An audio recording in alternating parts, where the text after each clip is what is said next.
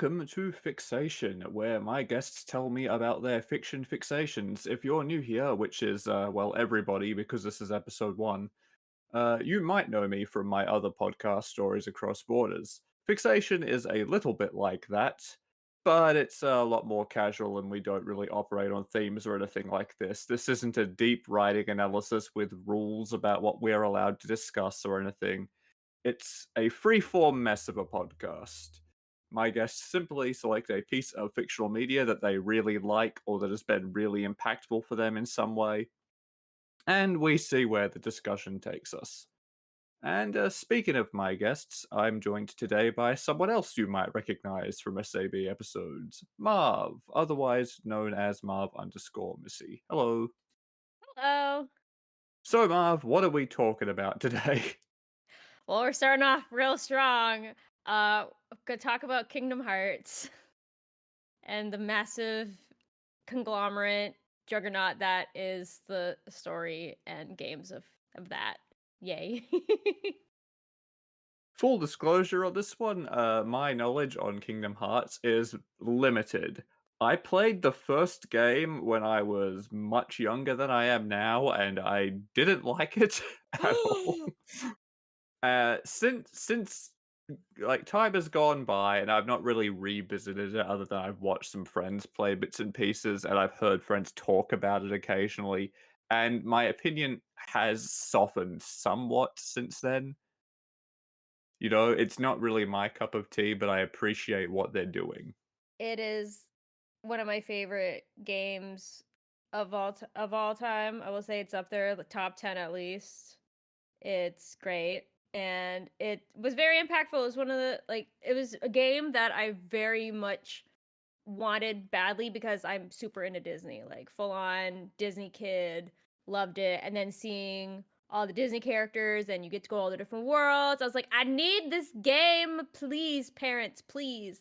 And I can't remember which game we got first, but I'm pretty sure it was Chain of Memories, so not the first Kingdom Hearts game, but I'm pretty sure it was Chain of Memories because I remember on Christmas, my I would they gave me my parents gave me a jewelry box like that was for a necklace, and I'm like, I don't like jewelry. Why are they giving me this? But okay, I'll just open it up and be nice.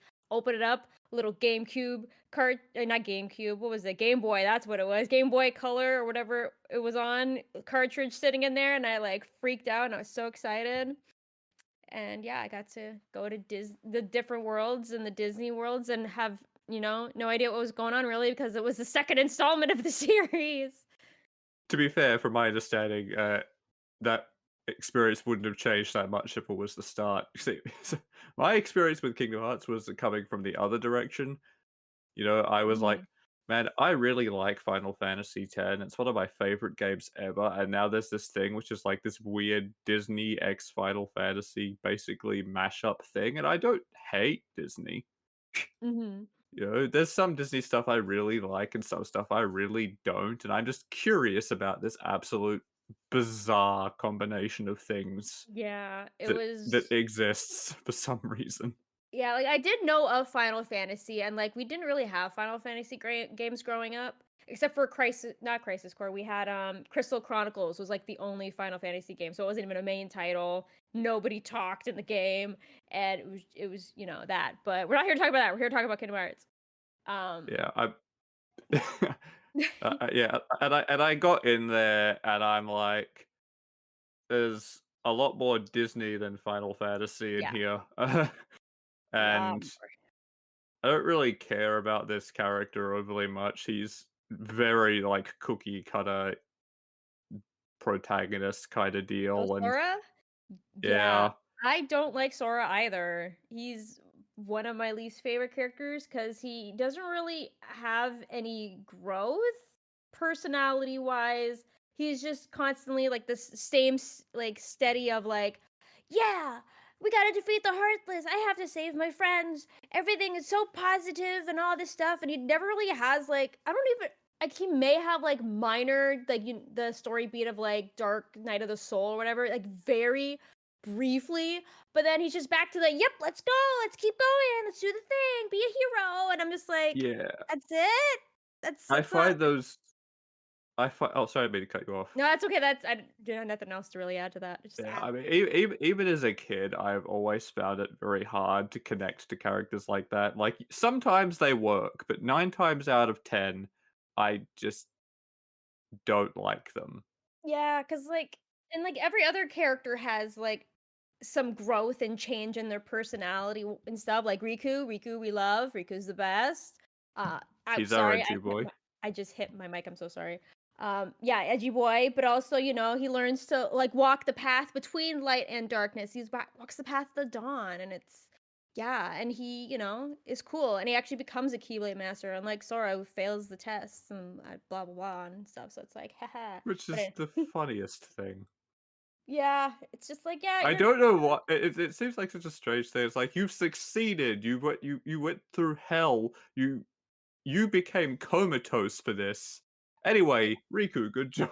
yeah, but it yeah, but I it is feel what it is, and, it's fine. it almost feels like it's something they did to try and make him more interesting. Yeah, cause I feel like I was talking about this earlier with my partner before this. I was like, it's when it comes to games like this where you're playing the same character throughout like, for the main titles anyways or whatever, you constantly like, you can't have them be overly powerful where you left them off. Something has to happen to them for them to be powerless again so you can build your way up again, or else it's just like, where else do you go from here? And that's, like, a thing that, like, I find it happens in this series too, and a lot of the reasons why I'm like, "Okay, story-wise, okay, cool, cool," but then it gets to a point where it's just like, "This is just ridiculous," and then he's still like, "Yep, we're gonna go do the thing, be a hero," and it's just like, sure, okay, Could ah." you experience an emotion other than generic positivity for 5 minutes? Yeah, like, he does have his standard moments of, like, being, you know, uh, what's it called? Like, a little, like, I'm angry at you," but it's 'cause, like, he's nope, they're not good things aren't happening, it's the bad guys are doing stuff, so he's like, "I gotta be mad at the bad guys, but then I gotta be positive after that once we defeat the bad guys." So, "Cool, we won, yeah, let's go."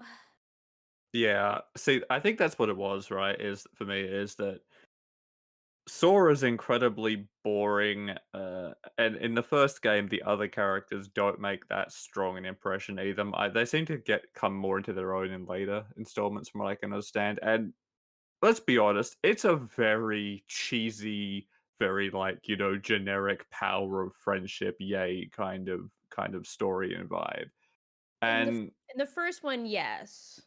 In the first one, yes, because there are 3 kids. They wanna get off the islands that they live on, they wanna go see the worlds, and if there is, they don't even know if it exists, and it's just like, "Oh, the call to adventure, the standard hero story," and then, "Oh, the shadows are coming. My friends get taken away, I need to," so but then it gets wild from there.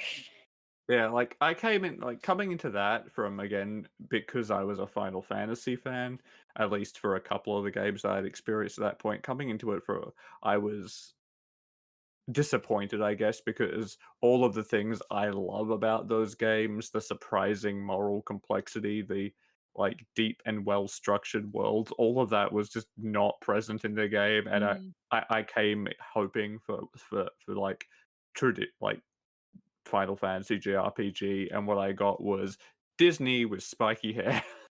And I still love that. Like, I loved it when we got the first Kingdom Hearts game. I was supposed to hang out with my friend that day, and she ended up coming over, and I'm like, "I just started this game. Could we, like, wait until I get to a safe spot?" And at the beginning, after you do certain stuff, it'll be a while before you get to a safe spot. So I felt bad, but I'm like, "I've been waiting for this for so long. I'm sitting here, I'm playing it, and Mickey's gone. Oh my god. And so I ate that shit up, and I loved it, and I still do. Like, I'm due for a replay of the games, but I loved it. I was like, this is my dream. I like fantasized as a kid, being in Disney movies and doing stuff with them and all that fun stuff, and then I get to actually do that in a video game. It's like they stole my ideas from my brain, and it was a lot of fun, and I You're enjoyed sitting there it. going, "I'm sorry, I'm experiencing nirvana right now, you can go home, actually." Yeah, it's like I knew we were supposed to hang out. I know you're a girly girl, and or not girly girl, but I know you're not into video games. But it's like, girl, I'm sorry, I need to play. And I rarely had friends as a kid too, so I'm like, can we please? I just This need to is not play helping. them. I'm like, this is important. I've been waiting for this for so long. So, that's I guess that's the int how we got into the, like, our first experiences, but I suppose it does beg the question, what actually is Kingdom Hearts? Like, what is the story? And here's my very limited understanding take. Okay, go ahead. Uh, Here we go. This is gonna be a good one, guys. So there's this old guy, Xenohort? Xehanort. Xehanort. Xehanort, yeah. Yeah. And sometimes he's actually 3 guys, but don't worry about that. And he's kind of like about radically preserving the balance between light and dark, which for some reason is 13 and 7. Unclear why that is. Uh, and his intense desire to maintain that balance basically leads him to go, everything's too happy, so I need to flood the world with darkness to restore balance. Like some kind of absolute lunatic. Uh, and that's basically the idea is he wants to open this door to let all this horrible shit out. Okay. We could Um. actually spews out some light at one point for some reason, and also he has a tendency to like possess people and stuff because he just won't die. Mhm. Mhm. Mickey is missing at first Mhm. because he's gone off to try and stop this and is like in Darkness Land or something. Mhm. And also Aqua's there for some reason. No, I know why she's there. She's there because she sacrifices herself to the horrible dark realm to stop someone else going there, and then continues to do like God's work from that side because Aqua is actually the MVP of the whole story. Aqua's amazing though. And then at some point it's like, oh yeah, no, Sora's not the only like chosen guy. Mickey's one too, obviously, and then there's like a bunch of others. Actually, you need to find like 5 more if you could, which is obviously two of those are the other main characters, and the rest is just a sprinkling of Disney characters. But and also there's like some princesses in it for opening a Mhm. door somewhere in there, and that's my Mhm. understanding. Mhm. Mhm. See, How'd when I do? you're doing hey, you're that's you've hit so many points out of context, but still you hit the points and not all of them are like almost all of them are correct and stuff. So no, you got it for the Passing most grade. part. Let's go. Yes, let's go. But, so like when it comes to the story of Kingdom Hearts, when you're in it and playing them as they come out, you know, you're not thinking too much of it. You're taking, well, for me, anyways, my experience, I just took it as they came, as I could get my grubby little hands on it, as they bounced between all the different gaming platforms. I followed. I got a 3DS just for Dream Job Distance. I got whatever system I needed. You know, I followed them everywhere. So when you're taking it all in piece by piece, you're just taking, okay, cool, this is a thing, and you're just putting the pieces together and what have you and what you and whatever. Then now that it's technically the whole first arc is done, you're looking at it, you're like, huh? And to me, like I didn't realize how complicated, convoluted, and out there the story was until somebody outside of it was just told me that it was wacky and asked me to explain it. And then I started explaining it, and then I was found myself jumping around. And I'm like, oh, okay.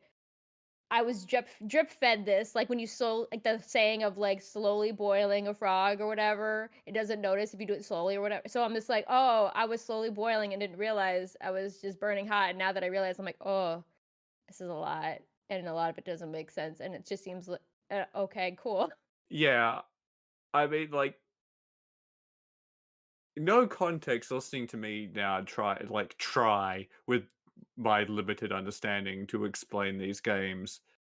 I probably sounded like the ravings of a madman, like, Mhm. who's hallucinating Disney for some reason. Yep. I actually just refreshed myself with the Brian David Gilbert's, rundown of I Kingdom Hearts, Yeah. and it yep. Yep, yep, Unraveled was such a good show. yep, yep. But yeah, but when it comes to the story, I didn't start getting skeptical about it until Dream Drop Distance. 'Cause I was like, "Okay, now you're just throwing in concepts where" that's when they first threw in the whole, like, 13 and 7 to create the ultimate Keyblade. That's what he's trying to do. He wants to get this 13 darknesses, 7 lights in order to bring back this key. The key as in, like, XI or CHI, I cannot get them straight which one is which. If it's key or chi or whatnot.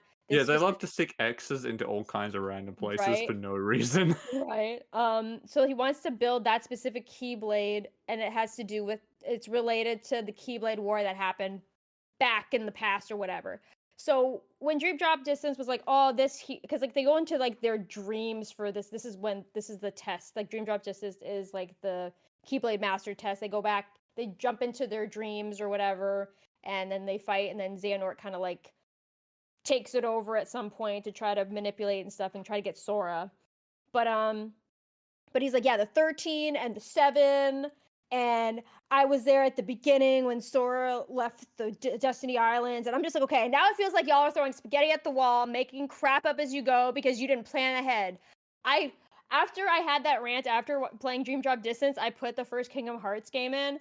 And then I saw him and I was like, oh my God, he was there the whole time. Oh my God. They did. They know what they're doing. They did plan this from the beginning. Oh my God. I was freaking out. It's one of those things you go sort of look at it and go, "Oh, okay, you're not just making it up as you go along, you're just actually crazy." Right. Or it's either that or they're like, hey, this was a loose end we didn't really tie up. Let's put them together. But when you look at as a whole, it does make sense because, like you mentioned, there's like multiple Xehanorts. It's because he can time travel between versions of himself. So as long as he was in an area or wherever his person was, he is able to have multiple versions of him along his timeline to appear in those spots. Because time travel never makes a story complicated. I know. And so yeah, and so that's where like well the three that you're probably referring to are the old man Xehanort, and then he split himself into two cuz like he offed himself, I guess, to create his heartless. Oh no, he experimented on himself. Sorry, experimented to create Ansem, who was his heartless version. Who, Heartless, as a note, is who is another not the character. same guy as the other answer. No, not Ansem the Wise. Just Ansem. But he named himself that after Ansem the Wise. But because he came to him with no name because he didn't realize he was a heartless. But anyways, and then the other was Zemnis. Zemnis? Nope. Hold on. No, that sounds right. Zemnis, Kingdom Hearts. It was Zemnis. I was right. I was right. Okay. He is the nobody that was created when Xehanort was split in half, and so that's his nobody. And then Tech. Then later on, you find out, oh, he can just possess people with himself because yeah, he can do that. And so then the other 13 that replaced some of the ones that died are just more of him possessing other people. It's wild because that's So, just yeah. Sorry. Go ahead. yeah, just we're gonna have to get into the whole heartless nobody Yeah. normal person thing in a minute because that actually is a very interesting concept. It But is until it gets I rung up I in feel 3, but like okay, go ahead, sorry. you're good, you're good. I know you're very eager to get to 3. I But everything before we was get to fine 3, until 3. Everything was fine until 3. Okay, go ahead. I would love to listen to you attempt to explain the act like in chronological order, more or less, the actual story. Okay. Because right now we're both just sounding like insane Yeah. people. So, the story so far is actually the arc is called I think it's called the Dark Seeker Saga or Something Zemnis like that, or yeah. Xehanort Saga is basically what it is. So, Sora's while he is the hero or the main character, it's not really you see because you know how there's a difference in storytelling when it comes to like someone's POV and somebody being the main character, kind of like Great Gatsby, like Hamilton and stuff like that. It's like, oh, it's Burr looking through it through Burr's eyes, but really, its main character is Hamilton. He's the protagonist and the He's the POV, protagonist, but he's not the main character. right? So it's basically it's all revolving around. Xehanort and how he got his grubby little hands and all this stuff. Because it's basically him trying to have his end goal 14 entirely. games just to explain the villain's 14 games backstory. and a movie. There's a movie? There's a movie. Good It God. has to do because it technically okay. So like the key there's a movie based around how life was for Keyblade Worlders before what was now known as the Keyblade War. So there used to be like 5 factions, each of them like a different animal, and because like or no, it was like these 5 students to this one master. He wears the black cloak just like Organization 13 did, but he was like the first, the OG, and he had one other student. I don't want to get into all that right now. But in the movie, yeah, there's 5 students, and then they go out and start teaching people how to use keyblades, and there's just like, and that's where the mobile game comes in. And then, but yeah, there's a movie, and there's a keyblade that can see through time, and it's a whole thing. But anyways, I digress. The story, the storyline of Kingdom Hearts so far, from the from what we have so far. I don't know if we count. No, it still counts from the Melody one because it's just the events from Kyrie's point of view, which is a lot of the games are just rehashing of the events that happen in Kingdom Hearts 1. But anyways, the story is Xehanort is this guy, and he's. It's been because like a lot of it relies on 3, like information you get from 3. But I honestly played 3 once, and I scrubbed a lot of it from my brain because I hated it. But from what I can remember, Xehanort is a guy, and he's got these big ambitions because he wants to like I don't know if it's exactly bring balance because I don't think he wants to do a bunch of powerful stuff, and in order to do so, he's got to play the long con. So he you know, travels all these different places, visits himself when he's younger so he can give himself information, dips his toes in all these little things in order to try to use Kingdom Hearts to do some evil stuff and bring back the glory of the time before the Keyblade War. And he's trying to get this key. All of it is just for this one Keyblade. That's this man's goal. He just wants to get this Keyblade from what I'm remembering. Again, I can't believe Xehanort's entire goal is just to make Kingdom Hearts great again. no, no, um, no. But yeah, so for the most part of the game, you're playing as this boy named Sora.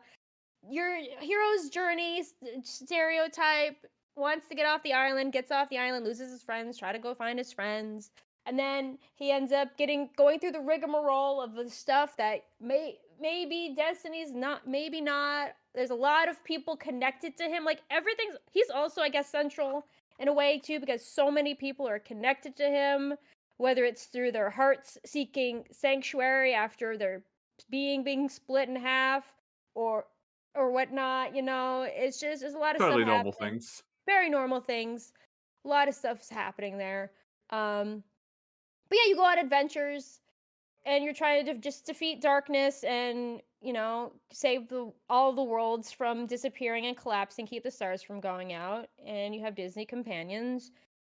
And then you try, there's a fight to save literal reality almost kind of, and yeah. It's a Yeah, fun, goofy time. that is probably the simplest way you could explain this absolute mess of a I feel like I've storyline. said nothing. Again, when you're looking at it from a game to game basis, you can explain it. But then when you look at it as a whole, it's like, oh my god. Ah, Let it be known, as we've established, this 14 game plus movie mess is the first part. It's the first saga it's of the this first. story. I And thought it was Sora's story would be done, but then when they tease Kingdom Hearts 4 and his Sora was there, I'm like, no. it's it's entirely the entire point of all of this is just to basically explain Xehanort's whole deal, introduce the world building, which is a thing, and have Sora and co go around collecting the Keyblade wielders together to go into the next part. This is the introduction of the story. But actually, no, because the way this so like what okay, let's get into 3. Because like 3 is like so they did what they had to do. The world was saved. They're cool now. They don't need to do the darknesses and lights thing anymore. They're good now. Xehanort's dead. Everybody did their doodly do. Sora's dead. Kyrie's back at school. All this fun stuff. So that like literally that whole arc is done, but they left so many open threads and breadcrumbs. I will say, as a caveat, as a disclaimer, I have not played the DLC for Remind because I refused on principle because I thought it was bullshit that they purposefully left out a bunch of story that was not just could be tacked on at the end, but in the middle of the freaking like third arc stuff that they threw in there. They decided to remove it and put it behind a paywall. So there may have been some answers to some of these questions, but you're left with more questions than answers by the end of the game. As an aside, that is the thing that blows my mind the most about this franchise, is that all of this incredibly convoluted story that we are really struggling to explain to the audience, Yeah, this absolute mess of a monolithic story, yeah, is not it's not only released out of chronological order, yeah. It, but also across like 4 different platforms. yeah, It's on PC and mobile uh, PlayStation. and DS, and it's not like it's not like the same like, releasing one game on multiple platforms like normal people do. Yeah, no. No. No, no, no. That's not insane enough for Yeah, Kingdom Hearts. They have I, to release the story in pieces across different platforms that yeah. you may or may not own, and the 2 mobile games aren't operational anymore. Right, and it's even worse though because Kingdom Hearts 3, like, it's the first time and first and so far only time they've done DLC, but again, it's pivotal stuff for the main thing they just decided to put behind a paywall, and I'm like, what the F? Like, I'm already this is like the big pinnacle game that we were waiting decades for, and you do this crap, and I'm left here just like, I feel empty inside. Like, Is that uh, why you hated 3, or is it just, there's like, so many icing on the reasons. cake? That was icing on the cake. There's just so many like I enjoyed it again, like I enjoyed it while I was doing it, but then by the end of it, when I was done, I'm like, this was bullcrap. This was not that great on many different levels, not just story, but most of it is the story thing. But like the only I can only remember. No, they did go to Monsters Inc.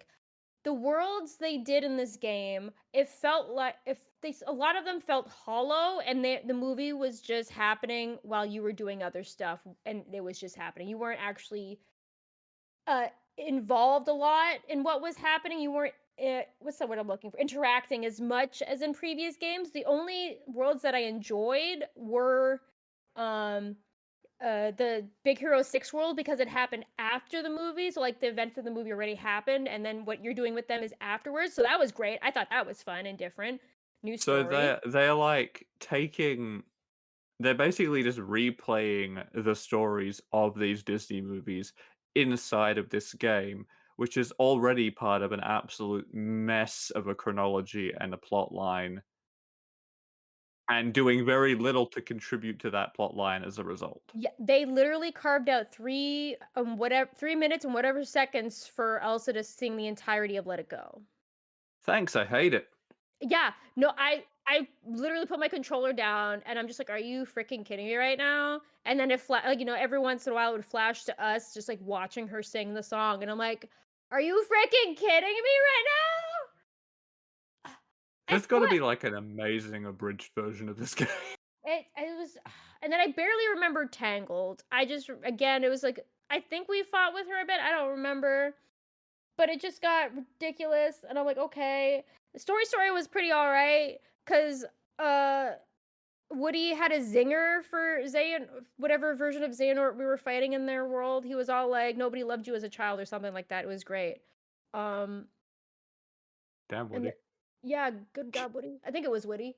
Um, I think we went to Monsters Inc. world, and that was okay. I can't remember that one all that well. Yeah, and then yeah. it was just, like, the worlds were kind of the combat was okay. I just felt like I was because like, you can be a little button mashy, but I just felt like I could just hold or button mash, and I, was whatever was happening, and I felt like you got your ultimate forms because in every game you get, like, ultimate version like, forms of yourself, like, when your clothes will change and your weapons will change, like, you could either, like, use a fire thing like, firing a bolts or whatever, or just, like, 2 keyblades.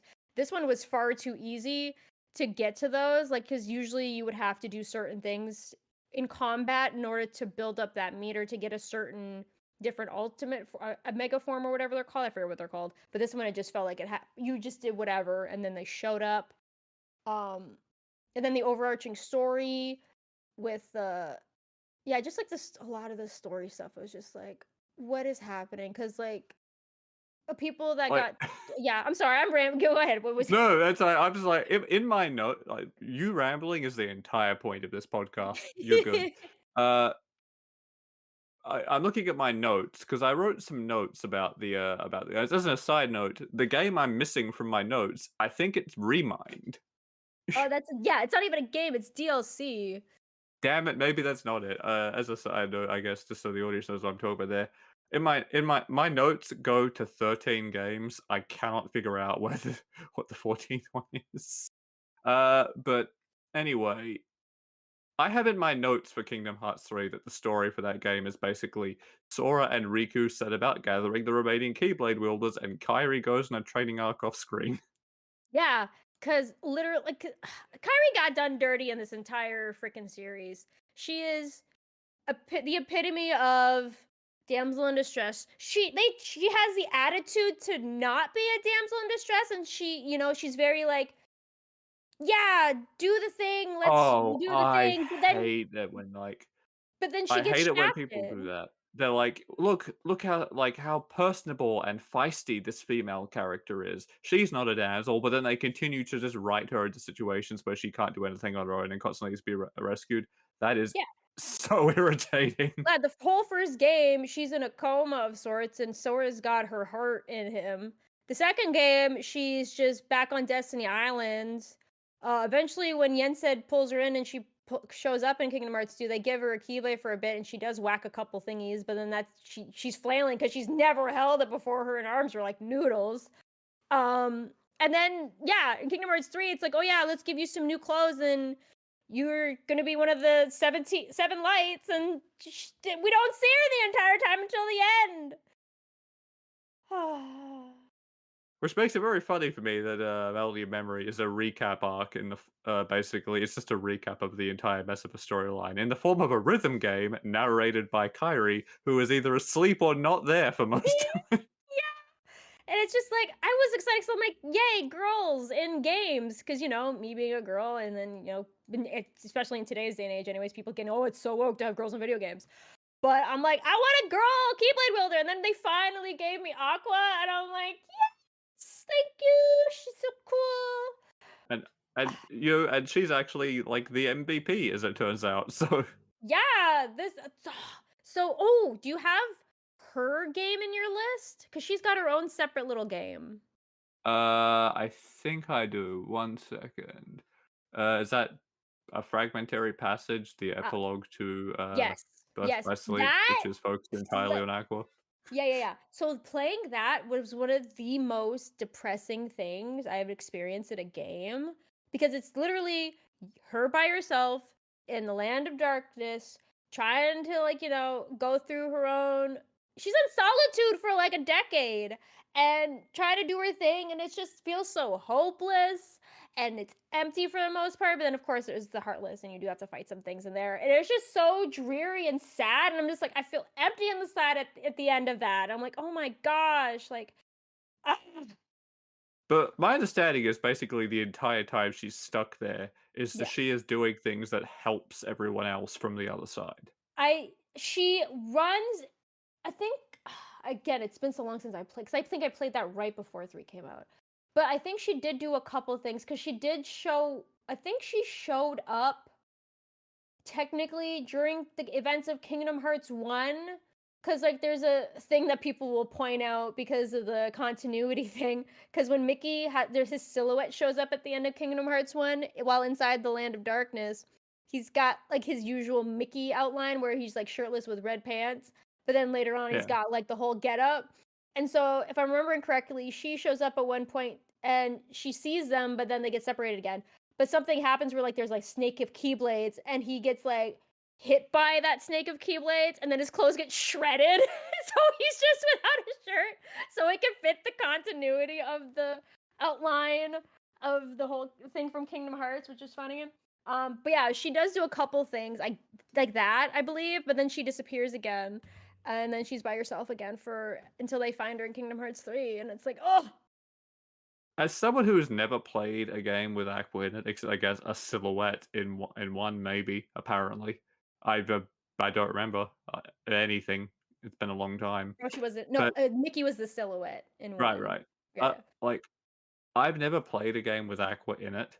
I've seen, a friend play 2, I think, where I saw some, like, brief snippets of her, but it was mostly him getting bodied in the, like, boss fight with, Xehanort, uh, as, Ventus. Yeah, yeah, yeah. Actually, that might have been Birth by Sleep then, not Yeah, it's Birth by 2. Sleep. Like I said, guys, mess of a timeline. So all for my very little knowledge, I think she's my favorite character, which checks out if she's the depressing one. Well, like the basically the rewards of her heroic actions are just shit because yeah, she ends up in the land of darkness because she ends up taking Ventus after he gets turns into a shell, and hiding him out, and then like changing the place where she hides him into at the Castle Oblivion, and to hide him so way nobody could ever find him to protect him. Then she goes after Terra to save him from being possessed by Xehanort, and then technically wins the fight, but then he's gonna get sucked into the land of darkness, and then she protects him by throwing herself in there instead. And so yeah, she's just like doing all this selfless shit, and she was the only one. She's also the only one that passed her Keyblade Master exam as well. So props to my girl. Of the three of them, I mean, props to It my girl. must like, do you think her back hurts carrying the entire franchise from the World of Darkness or whatever it's called? Sh She like I said, it was depressing. It's thankless job of what she's done, okay? It made me That's how feel you know so she's the sad. real hero. She is. Justice Uh, for Aqua. Justice for Aqua. But then she does get out. They do save her, but then she's possessed at that time, and then they have to fight her to Of course she not is. yeah, because they get her out. She's like, "You left me in there for so long. Why didn't you find me sooner?" Ugh. And then you get to play as Riku for a bit, which is great. I'm like, "Yes, my boy. I get to finally play you. I love you." I get And to then be the other edgy guy. Wait, no, he's the first edgy he is guy. I'm the thinking edgy of guy. Terra. Riku's the edgy 'Cause guy, the best one. every trio needs at least one edgy guy. Yes. And you get to play him, and then Sora shows up, and I'm like, "Get out of here, bitch!" And then you save her. Yay, Sora's here Yay. anyway. But on that note, complete departure from wherever we were just now, but I feel like we really do need to address what the fuck are Heartless and a Nobody Okay. are. So I cannot explain what I believe it's keyblades can be used. Oh my god, it's been. I swear I love this series. I love it so much. It's the details. Basically, a heartless is created by somebody with a strong essence, personality, what have you. When they get their heart gets unlocked, like stuff happens to them with in the experiments or whatever. So a heartless is just the dark parts of your being. Yeah, if all, you're oh yeah, if all you're that stuff you've repressed and yes, buried to be positive all the time, Sora. yes, uh, yes. that's all the stuff that would have made you interesting. That's as a character. Well, That's your Heartless. he does produce a Heartless because he becomes one in Kingdom Hearts 1, so it does have so but yeah, Yeah, so it's created when you because yeah, he ended up stabbing himself with a Keyblade. So Keyblade can do that. You yeah, so it turns you into a Heartless, and then but turns also as out a what they unlock is your trauma. yeah, right, trauma unlocked, and then as another byproduct, a Nobody is created, which is the body, the shellless body that is basically your heart and your body get separated. But then they find out later on that nobodies do have hearts. It's a thing. I need it's a thing. But But what's nobody's doesn't isn't that wait, hold on. yeah. Isn't their whole shtick that they are empty hollow shells Yes. who can't feel? Yes, that is what they are led to believe by their leader who collects them, which is Zemnis, who is Xehanort's nobody. I guess that Um, explains why all of them seem to have so much fucking personality for empty yeah, shells. but they are different from their somebodies, I think is what they call them. Like the actual whole person. They are different. They have different identities. I think they're similar Different in person, names. They different usually names. have an X in their name, right? Oh, if they join Zemnis, they always have an X. They're just Yeah. their original name scrambled with an X in it.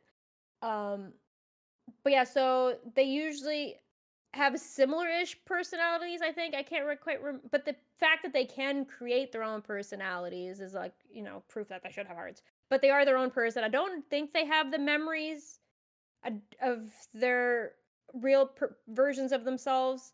I don't think. It's been a while, like I said.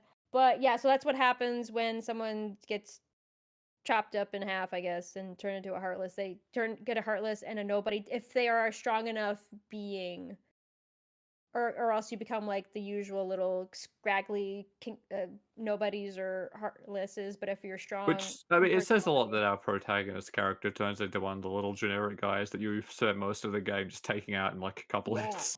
But then his nobody is a strong enough to be its own like humanoid personality person who doesn't look anything like him, unlike every other nobody who looks exactly the spinning image of their original selves.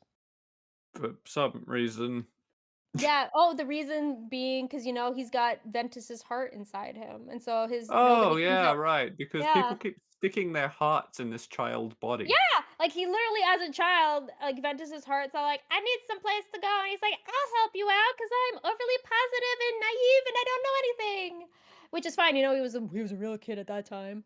But yeah, so he has Ventus's and that's why he can use a Keyblade is because Ventus technically was, like, ushered him to be like, "Yo, you will be my successor of sorts."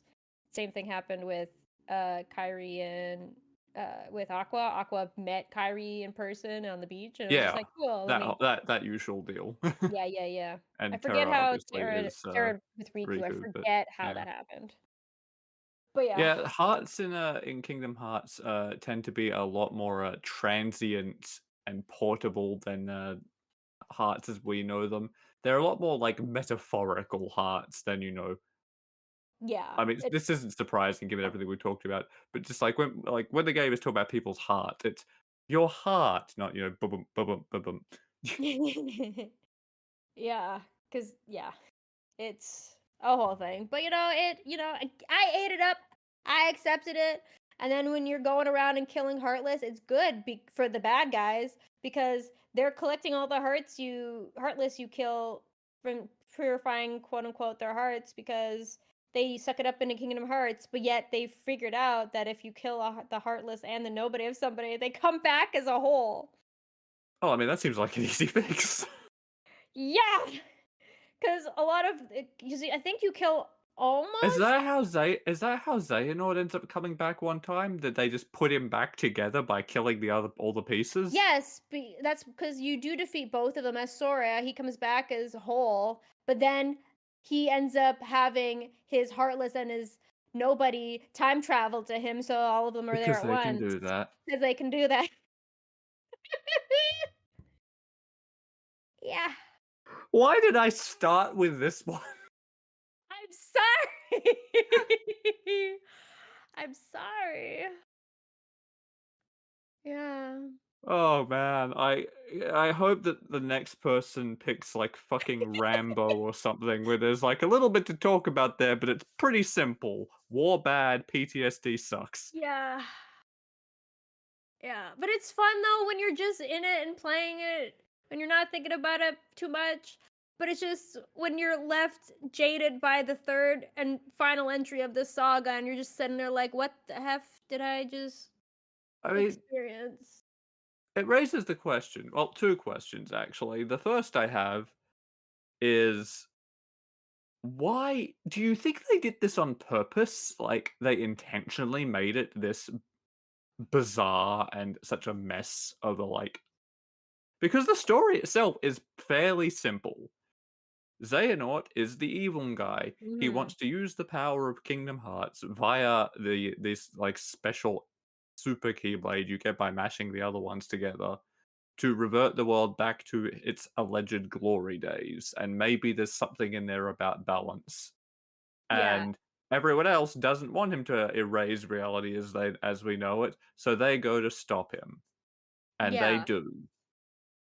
It's on paper, when you just spell that out, it's such a simple story, but It the way is. they've chosen to tell it, and all the weird twists and turns in the world building, have made it such a convoluted, spiderwebby mess of a story that they then chose to release across multiple platforms out of chronological order for some reason.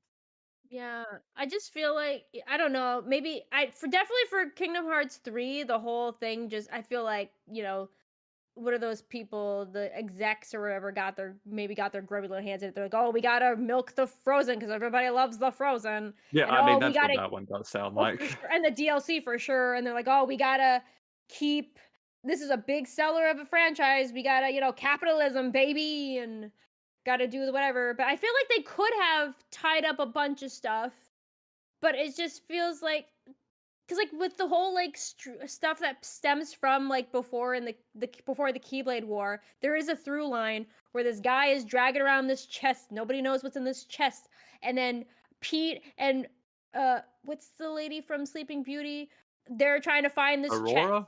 Nope, the evil lady. Maleficent. Maleficent. They're trying to find the same chest. They're trying to find the guy with the chest the entire time. They never find the guy with the chest. I don't think that I through I line I guess maybe that's the next saga? Question that mark? that see, that could make I could be left if that I could be fine if that was, like, one of the only couple little things that were left behind as, like, a thing to lead us into the next arc. I could have been fine with that. But then they had to go, and so when the nobodies became back to their normal selves, you have Axel, who is now Lee, and then you got the blue-haired boy who is somebody else, I cannot remember his name. They start reminiscing about because they come from not is it Twilight Town? It's, Twilight Town, Kingdom Twilight Town Hearts. sounds familiar. It is Twilight Town. So, they're from, like, the original Twilight Town nope. Yes, it's Twilight Town because that wasn't in the computer. Yes, there's a whole computer digital thing, but we'll talk about that another time. That was Kingdom Hearts 2. But anyways, they come from, like, the real Twilight Town, and they were reminiscing about when they were kids about, like, this one mansion that was outside the town, which you go to in Kingdom Hearts 2, where, like, you find a lot of like, the Ansem the Wise stuff. And they would start reminiscing about this girl that they would see sometimes in the window and Oh, whatever happened to is this her. the, Castle Oblivion girl? No. No, this is someone else? Jesus No, Christ, no, Kingdom Hearts. Nominee no, I thought they were talking about Nominee, okay? But no, it's not even Nominee that they were talking about. They're talking about some other girl. They're bringing up a new plot point at the end of an arc, and they don't even acknowledge it afterwards or close that. They're just leaving that as a dangled thread. And I'm like, what do you mean? Who is this other chick? And you made it seem so big and ominous. And then these kids in Twilight Town, they're trying to do some stuff and help out, but they don't do jack either. But then they end up finding, oh, here's a digital version of Roxas because he technically doesn't exist anymore because he just existed because of he was Sora's body. He is Sora, so we're gonna copy him from the computer and then give him a duplicate body so that way he can exist in the real world. And it's like, what do you mean? What do you mean? Why are you like this? It's like and then Kyrie dies, and then he somehow is able to revive her and uses himself instead somehow. And I'm like, what do you mean?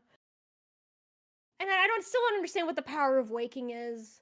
Because that's his whole thing. Because like Sora starts off this three just not knowing how to do anything anymore. He lost everything, and then he's got to find Hercules to teach him to be a hero again. And then I he mean, some he other does spend crap several games in a coma. for sure. But it's like no, but Dream Drop Distance, he literally goes into the trial, comes out, no more powers. Because of Xehanort did possess him like temporarily, I think. Okay, But it was just cool. like What? And so then, yeah, but then like the whole you have to learn how to do the waking thing. He's like, "Is that even a master? And what do you mean this power of waking crap? You have to bring all the people back." And so he was bringing people back, but then he's literally back people who didn't technically exist. It's And then like, Shion comes back, and it's like, how is Shion here? is she the girl? Not the girl from the window. She's a different. So okay, you want how wild? Okay, listen. This is the wildest part out of all Kingdom Hearts one. Sora decides to do the thing and sacrifice himself to turn him into a heartless and make to bring Kyrie back, right? Because she is one of the Right, Cyber but she Princess's part. recognizes him and Right, that fixes him somehow. right. No, no, she gives him a hug and she uses her Princess of Heart powers to bring him back. Sure. But in that moment, when he unlocked himself, okay, when he did the whole turning himself into a heartless, at that time, he had Kyrie's heart and Ventus's heart within him, right? So, so, so, No. so, so, Yeah. in that moment, he created three beings.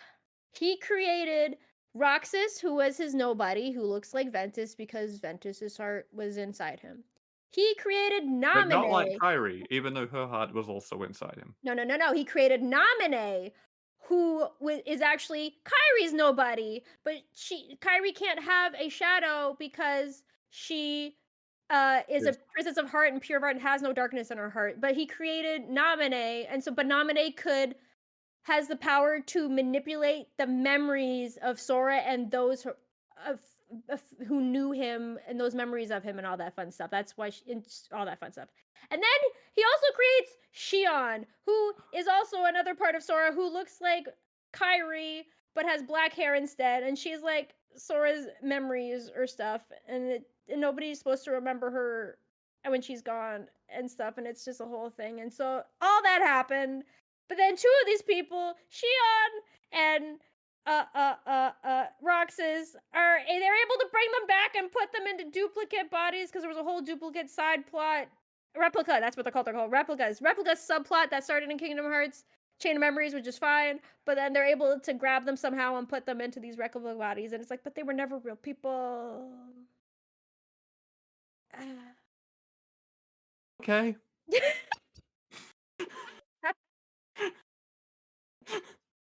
Lot of it's cool. Again, I loved Shion. Her storyline made me cry, and then they forgot about her afterwards. And then Roxas and Axel. I loved Axel. He was cheesy at times, but he was great and a fun time.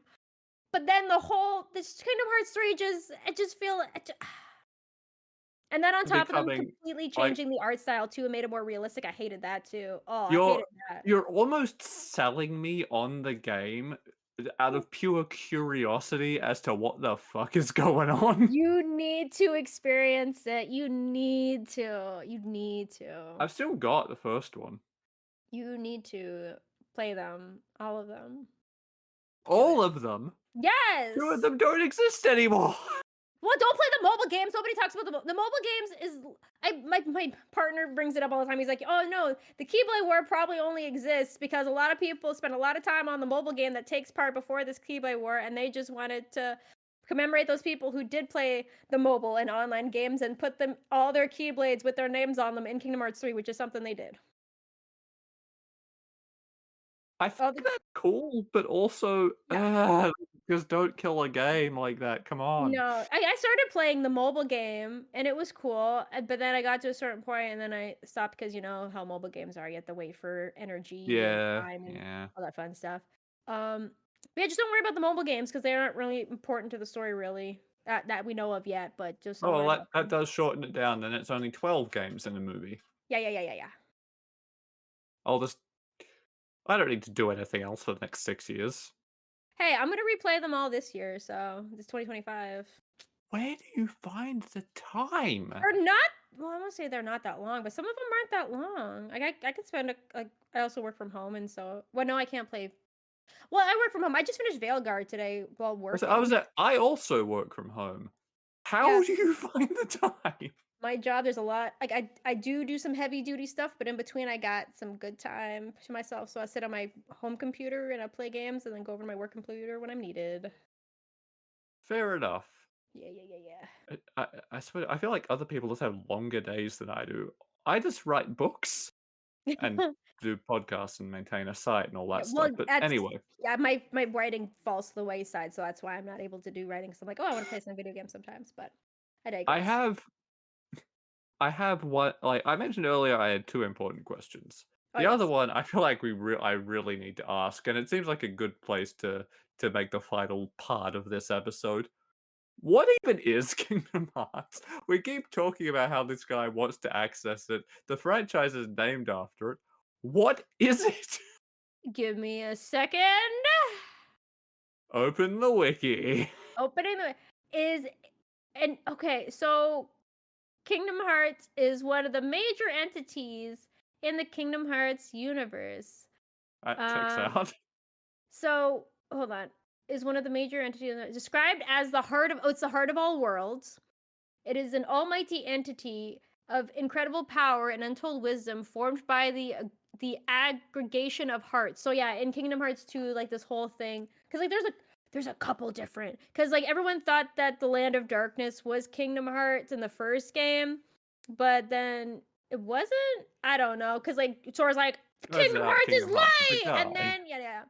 And so while only one quote unquote true Kingdom Hearts exists, it is possible to forcibly form artificial Kingdom Hearts from a union of vast collection of hearts. So yeah, Kingdom Hearts 2, you destroying all these heartless and stuff was to the nobody's plans because they wanted you to do that so that way they could build a giant fabricated Kingdom Kingdom Hearts thing. Hearts. Okay.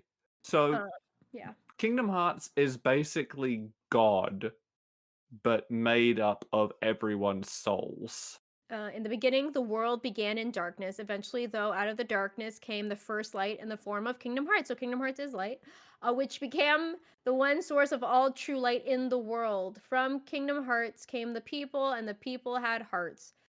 Kingdom Hearts itself was protected by its counterpart, the Keyblade, the X Blade, if you will, the one Keyblade that the guy's looking for, which is only key capable of unlocking and accessing Kingdom Hearts so that no one could ever lay hands on its mysteries. Accordingly, if one would manage to open Kingdom Hearts, this person would bring about the creation of the next world and supposedly be reborn as something far greater than human. In truth, this world brings about a purge that would return the world to whence it started, destroying the existence of the world in the process.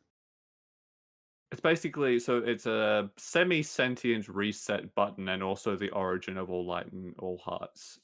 Ragnarok. Kinda, yeah. Oh, It's like 30% Christian God, 70% Ragnarok. I don't know, a little bit. Yeah, fair enough. I honestly, not only was that surprisingly easy to understand, might be my favorite part of things that you've described so far. I'm also surprised that I actually, I thought the World of Darkness was still Kingdom Hearts. Because when I'm like, wait, no, there's technically two that we see in the series. But yeah, no, that actually cleared up a lot of stuff for me as well. But yeah, the Keyblade is the only thing that can be used to open it. And yeah, and that's what he was trying to. Yeah. Well, that is basically the end of our time, and it has been a fascinating conversation. I am at this stage still extremely confused, maybe more so than when I came into this. Uh, but I'm also deeply curious and might actually have to play these games like Yes. properly. We should do a play Um, along. A play along. We both play it and then we talk about it. maybe I do that with some other people sometimes, so Yeah. it's just finding time. Oh, I know. Yeah, definitely. But I hope that this has been as bizarre an experience for for our listeners as it has been for Mhm. me. I hope that we have through sheer power of what convinced some more people to maybe go have a look at your one of your favorite game franchises. Uh, for now, though, we'll leave that there. So, for those of you who are listening to this on YouTube or Spotify or anywhere else that pops up, you could also listen to these episodes on my website, radfordwrites.com. You can also find episodes of my other podcast, Stories Across Borders, there. You can read like blog posts and articles and various stories and poetry and stuff there. You can buy my books there. Please visit my site. I appreciate it very much when people do that. And where can people find you, Marv? I'm Marv underscore Missy, I think on all the socials. I don't use Twitter anymore because it's a cesspool, but Blue Sky, Twitch, yeah, MARV underscore MISSY. I haven't been streaming as much, but I'm around. Check me out on stuff, but I still exist here in the spaces. So yeah, I game, I write, I have a web series, Secrets in Slumber on WordPress. If you want to check that out. Yeah, Secrets of Slumber? we changed it. When did that happen? It was a subtle change. It was a stealth subtle change. Okay, Secrets in Slumber. Very fun. Which is also a very fitting and sneaky title. I see what you did there. Yeah, yeah, yeah, Uh, yeah. fair. But yeah, there you go. Marv exists as a singular person spread across many platforms. How fitting for a Kingdom Hearts episode. Right, that is Uh, my heartless and my nobody. Yep, yep. go check out the game. Go check out Marv's stuff. Go check out my stuff. All that good stuff. I just said stuff entirely too many times. Goodbye. Bye.